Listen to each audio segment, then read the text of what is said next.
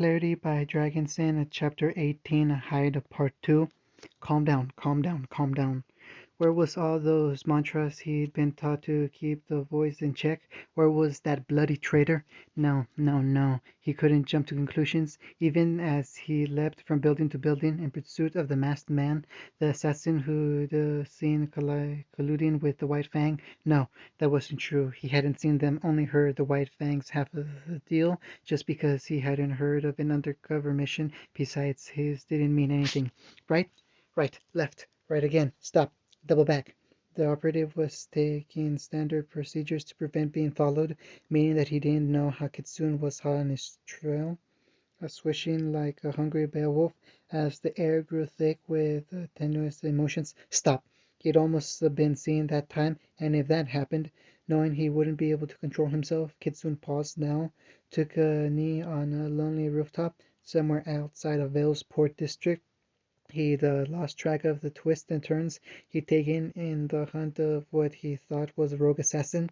Naruto's thoughts were all over the place, but at least he was together enough to realize he was compromised. As much as he needed to follow that man, catching up to him only to eviscerate him with his bare hands would be less productive than the cyanide pill, which at this point would have itself been less effective than an antacid. Though what he wouldn't give for a swig of Sakura's secret stash of medical sake, anything to calm his stampeding heartbeat. This wasn't him. He wasn't some lush or some erratic huntsman. He was an assassin, the perfect tool. No, a loyal comrade, unquestioning. No, trusting of his leader and savvy enough to make his own decisions, competent enough not to show emotions. No, mature enough to put them aside for the sake of the mission. The mission. He needed to focus on that. Their mission were of the utmost importance, the necessary tasks that the huntsmen in their high towers wouldn't do for the sake of peace. Peace, that's right. That's what he was fighting for, what he'd sacrificed everything for. Focusing on his own peace and setting aside everything else, Naruto took a series of deep, measured breaths where he thought of nothing but the seconds between lungfuls. One last breath, the smell of ash and sulfur was doused by the tang of salt, replaced by the mild spice of refined fire dust fuel as it was belched out by the traffic on the streets below. Kitsune saw him again. Another long exhale for good measure, replaying where he was, what he was doing. Shit. He'd been cursing a lot lately, at least in his head, where most of these thoughts ought to stay, but it was getting crowded in there, and around him there wasn't a single sign of the supposed assassin operative. Okay, go over the facts. By now, Kitsune was reasonably confident that the man was indeed an assassin and not an impostor. He had all the hallmarks of their standard training, including the blind spots which Itachi had taken almost too much pleasure in teaching Kitsune. Had he foreseen something like this? No. The question was, if Kitsune was the one being pursued, what would he do? Not knowing he had a tail, but being overly cautious again, not paranoid considering there was someone on to him. The streets, blending in with the crowd, not something normally encouraged for more inexperienced members because the risk of being ID'd later on, but Naruto assured himself that he was more than familiar with the method by now, not counting the fact that the last time he tried this outside of a White Fang rally, he'd been sniffed out by a girl who was the human equivalent of a Doberman puppy. Nope, not going to go there. Instead, descending first into the alleyway and then, after another tranquilizing breath, thrust himself out in the human flow right behind a couple that was measly sharing an ice cream cone. Hey, what flavor ice cream is your favorite? Hey, watch it! Sorry. Naruto mumbled and looked away so that the person who'd almost ran into him wouldn't get a good look. It wasn't because he was chagrined at once again getting distracted by a confusing memory. Nope, lousy fondness, brat. Unaffected by the man's racial slur, Naruto had to constantly remind himself that's what he was. Between the barracks and the rallies, he was always himself. Had the other assassins been a faunus? What had he looked like? Seeing so many masked faces made them all more or less experts on body language, and seeing underneath the unrestrictive uniforms they donned. After all, it would just be plain embarrassing to confuse someone just because they sounded alike or had a similar mask. Not getting a good sample of the operative's voice, Kitsune could at least discern that he was a male, half a head taller than himself, and properly built, though he did have a tendency to favor his side, which was indicative of forced ambitiously, possibly due to an old injury on his dominant left side. Oh, and he had a fox mask. Ironic, right? Was it? Hell if he knew. For what it was worth, it was a design Kitsune hadn't seen before. The colorations were in a lighter, more bleached palette that he at first mistook for overastic light, though, to be honest, he couldn't be sure it wasn't just his mind playing tricks on him. Memories were notorious erroneous. Besides, if the assassin really was out there, then he wouldn't be wearing anything that would give him away.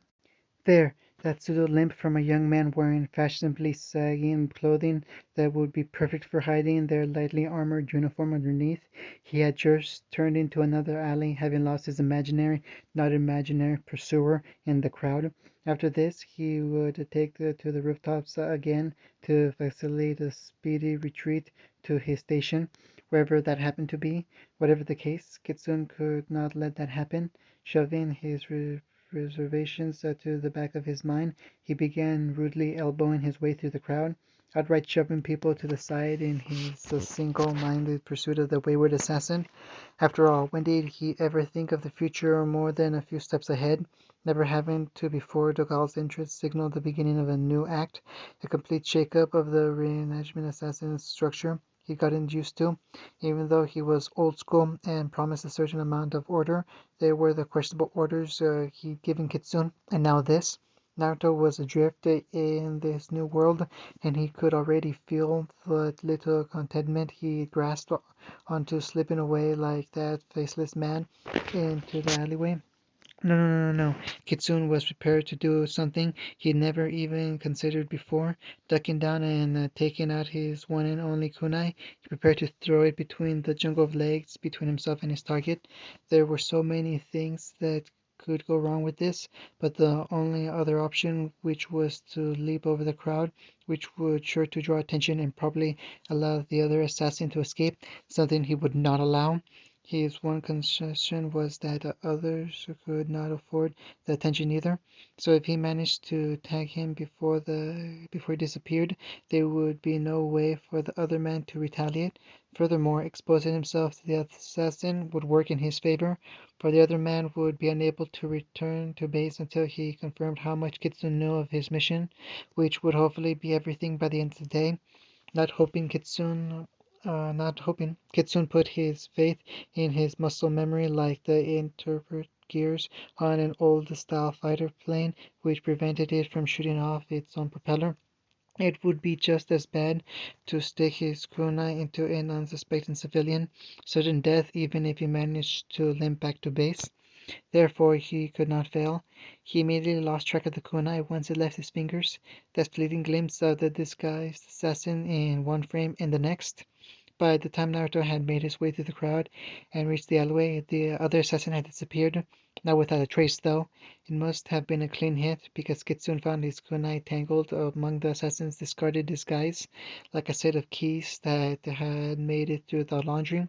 However, the baggy clothes were far from clean. While they'd soaked up a good amount of blood, there was still a trail of it winding away from the pile.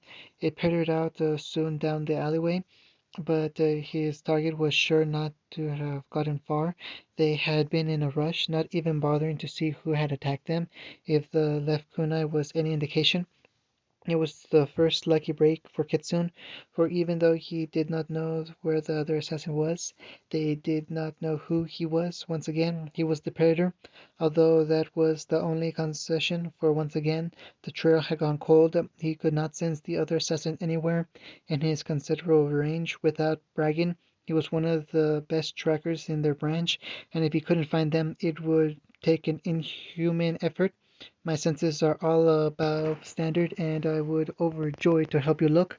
Hardly ecstatic at this random thought, he must have been insane to even consider it.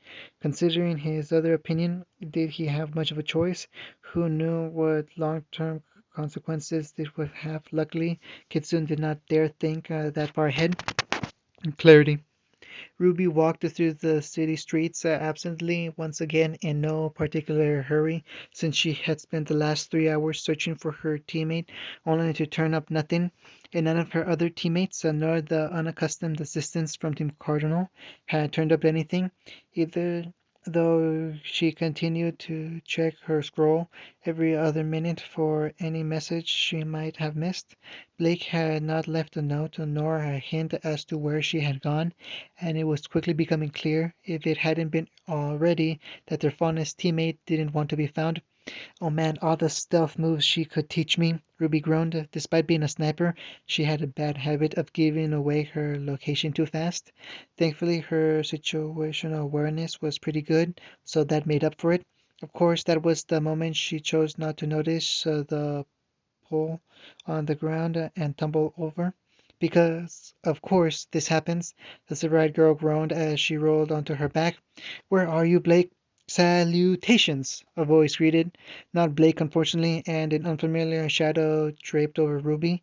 Nope, definitely not Blake. Ruby instead looked up to see an orange-haired girl standing over her with a bright smile. May I ask why you're laying on the ground? Was it Ruby, or did the smile seem off? It didn't look fake per se, just not completely genuine. Virtually like the girl had been learning how to smile from a book, but was still having trouble with it in practice. I was actually about to get up, Ruby responded. Oh, then allow me to assist you.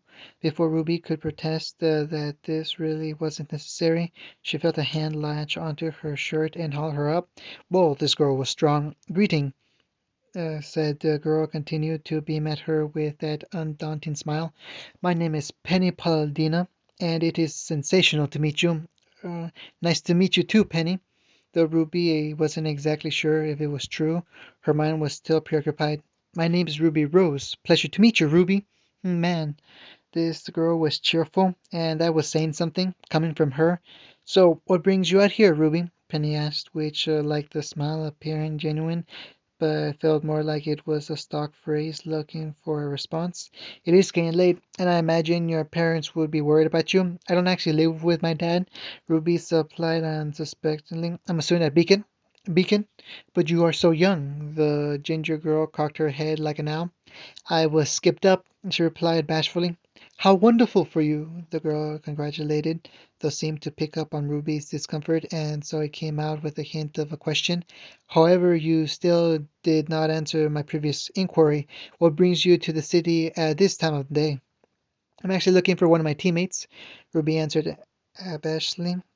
She ran away yesterday. Oh, that's terrible. Penny seemed almost as distraught, if not more, than Ruby herself, as she placed her hands on Ruby's shoulders and shook the poor juvenile captain like a vending machine what had stolen her candy. Losing a friend is terrible. I don't know what I would do if I lost my friend. How about not shaking me, feeling like she was about to lose consciousness? The excitable captain of Ruby cried as she felt her entire being vibrate. Was this how people felt when she dragged them along while using her semblance? Please allow me and my friend to assist you in finding yours, Penny proclaimed after she finally stopped shaking the dizzy Rose. Who's your friend?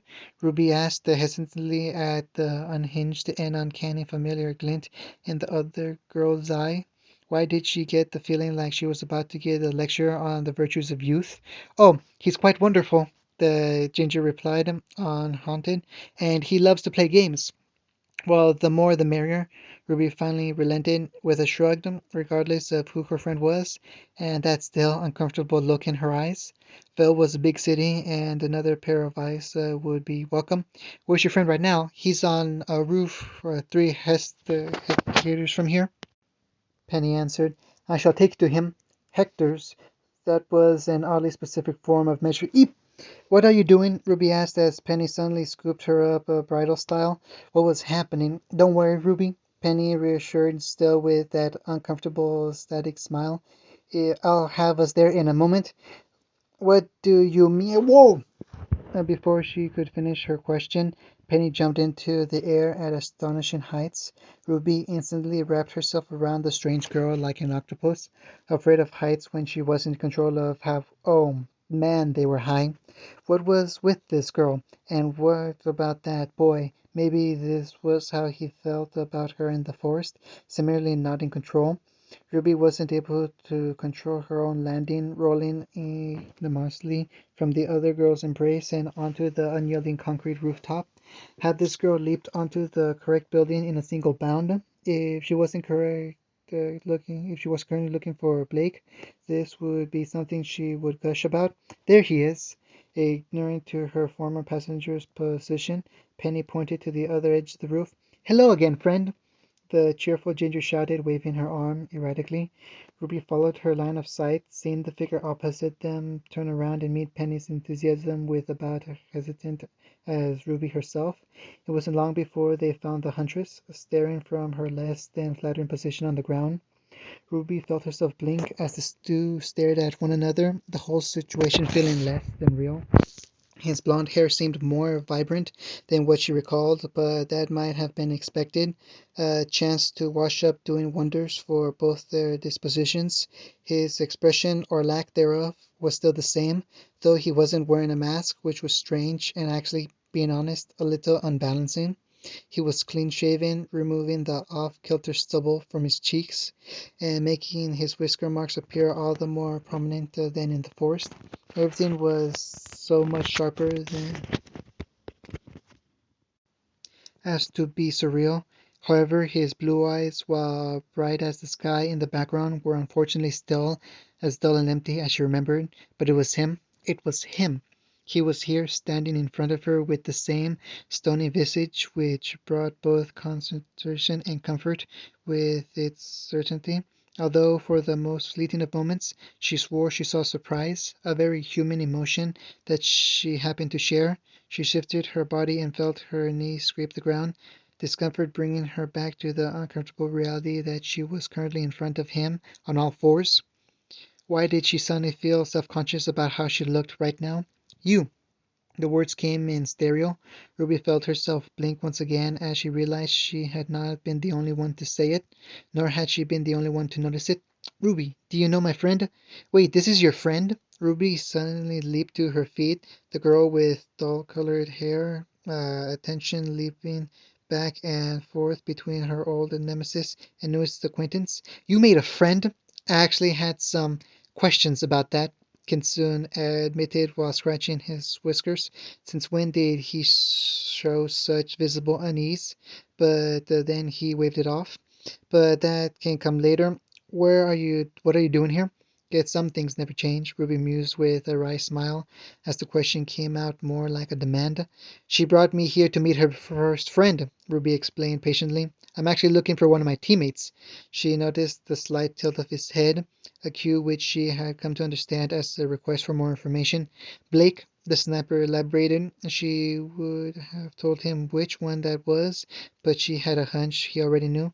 The Faunus? Yeah, she answered before. Wait, how did you know she was a Faunus? Blake bailed on us. Faunus type feline.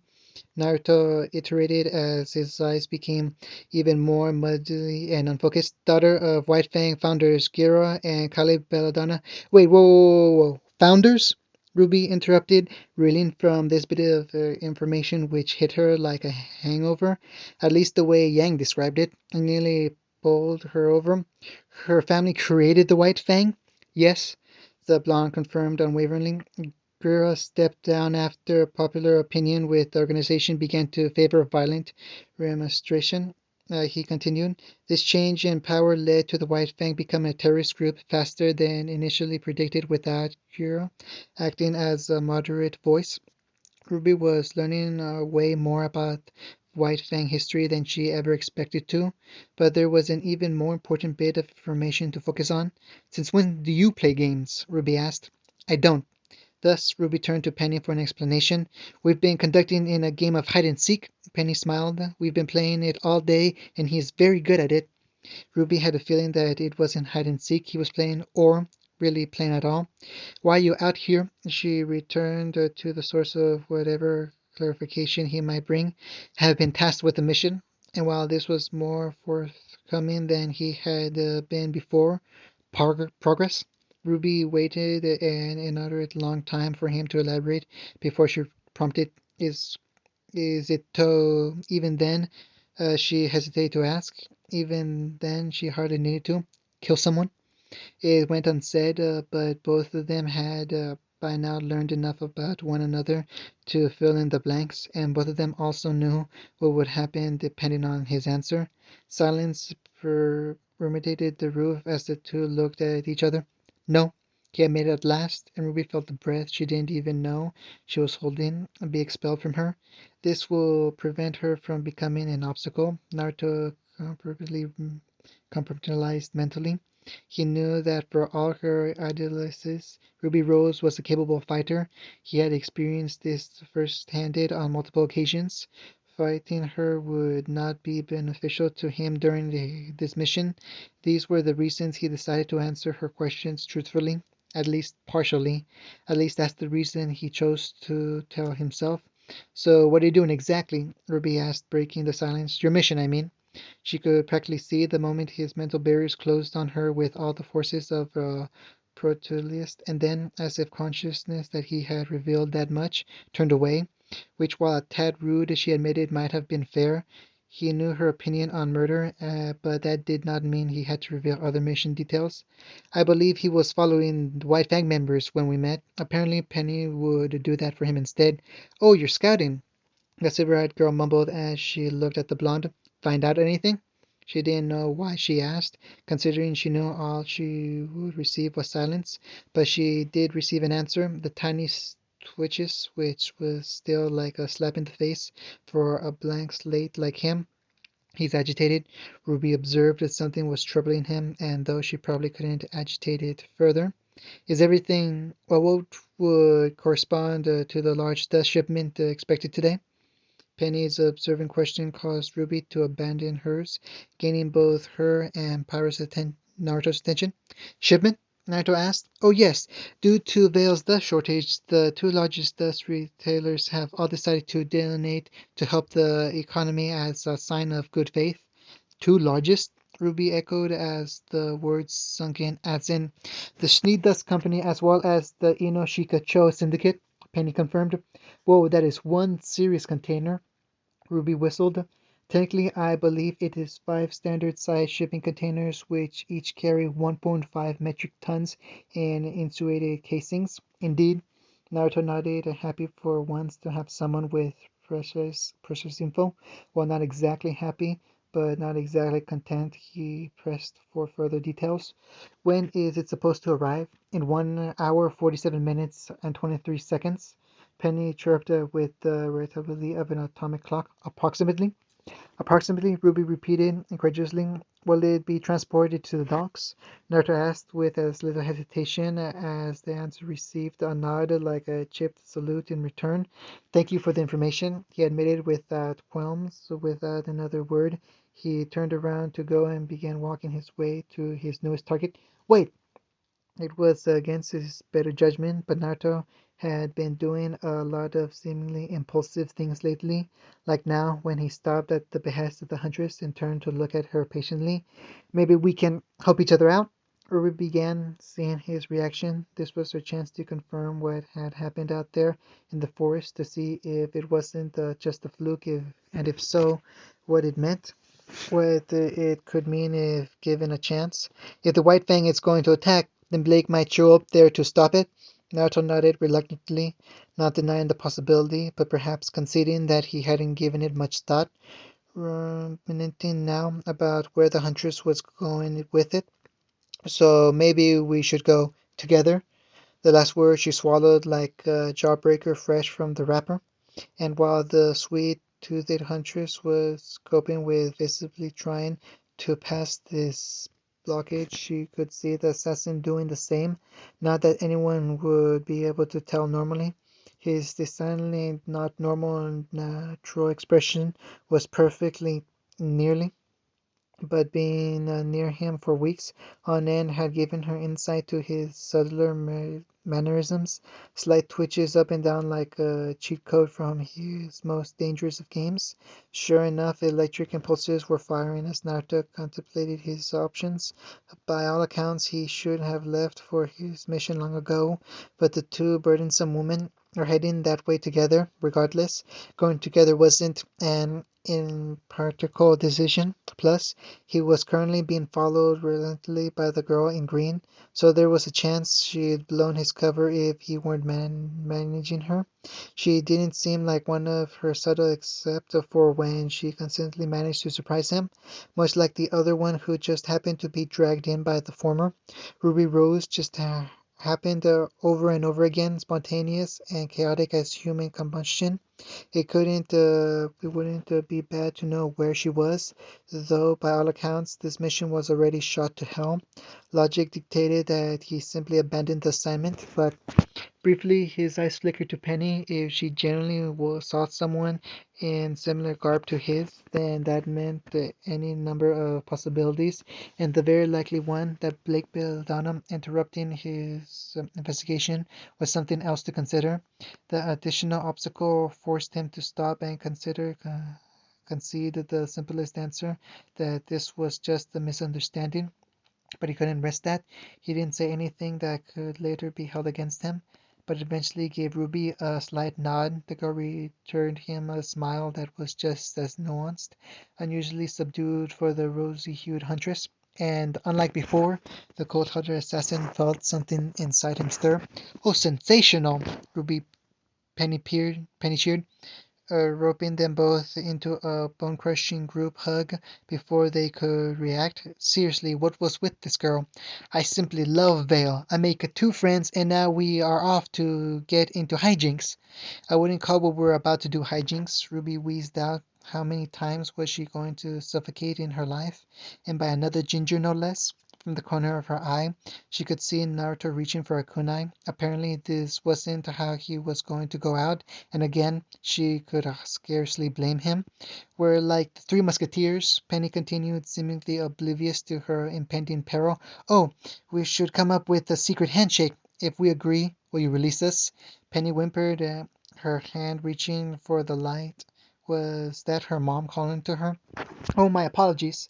The Iron Maiden released them, and Ruby chose to use this newfound time on Remnant to swallow all oxygen in the vicinity.